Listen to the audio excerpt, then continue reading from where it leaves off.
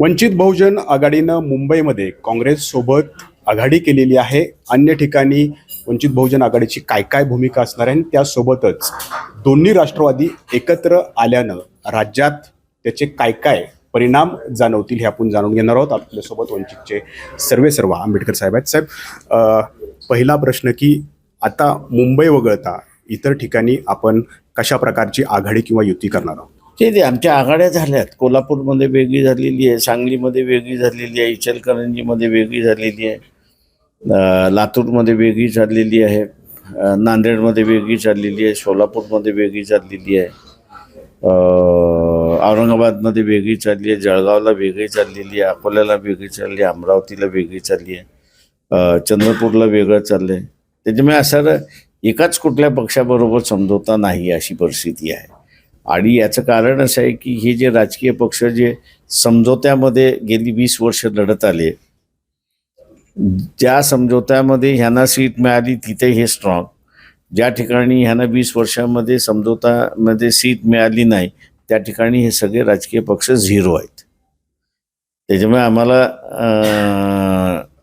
जे स्ट्रॉंग आहेत किंवा ज्यांचं अस्तित्व आहे त्यांच्याबरोबर बसून युती करावी लागते. परंतु वंचित बहुजन आघाडीचं काय ठरलंय? कुठल्या पक्षासोबत जायचं नाही हा एक तरी आपलं ठरलेलं असेल. ते आम्ही असं भारतीय जनता पक्ष RSS जो आहे ह्याच्याबरोबर जायचं नाही ही आमची ठाम राजकीय भूमिकाच आहे.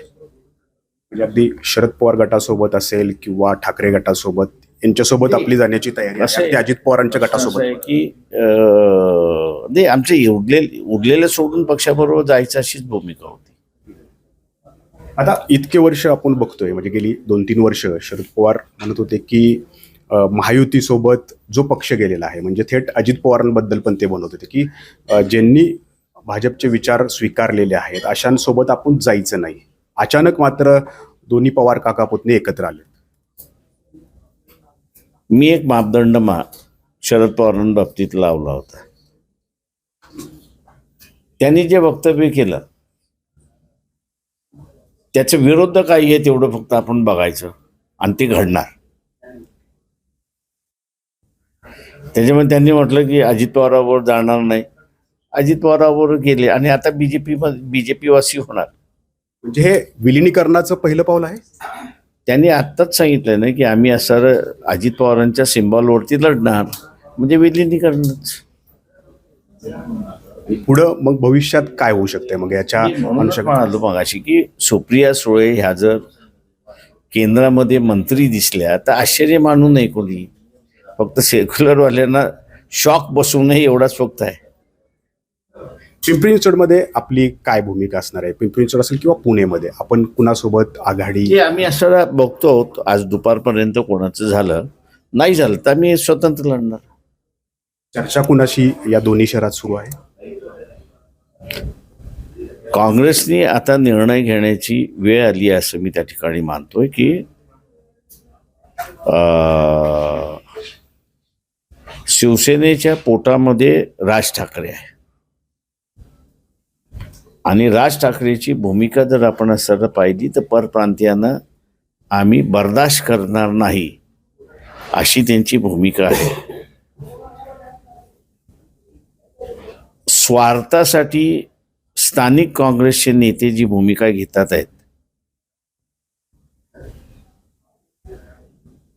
आणि सेनेबरोबर बसतात आहेत, याचा फटका त्यांना देशभर बसल्याशिवाय राहणार नाही हे लक्षात घ्या. त्याच्यामुळे काँग्रेसने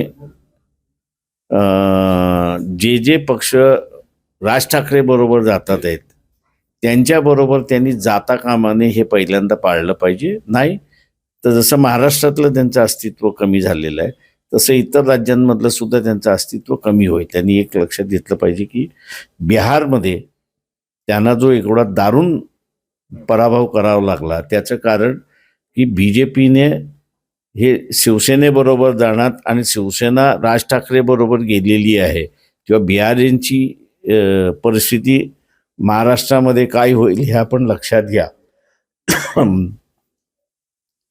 या एकाच वाक्यावरती असणारं काँग्रेसला त्यांनी धुळीस मिळवलं अशी परिस्थिती. तर वंचित बहुजन आघाडीचं ठरलंय भाजप वगळता इतर पक्षांसोबत 29 महानगरपालिकेमध्ये आघाडी किंवा युती करण्याची आणि जिथं होत नसेल तिथं स्वबळावर लढण्याचा नारा सुद्धा वंचितनं दिलेला आहे. आणि दुसरीकडं दोन्ही राष्ट्रवादी म्हणजे पवार काका पुतणे एकत्र आले आहेत, हे विलिनीकरणाचं पहिलं पाऊल असल्याचं मत सुद्धा आंबेडकर यांनी व्यक्त केलेलं आहे.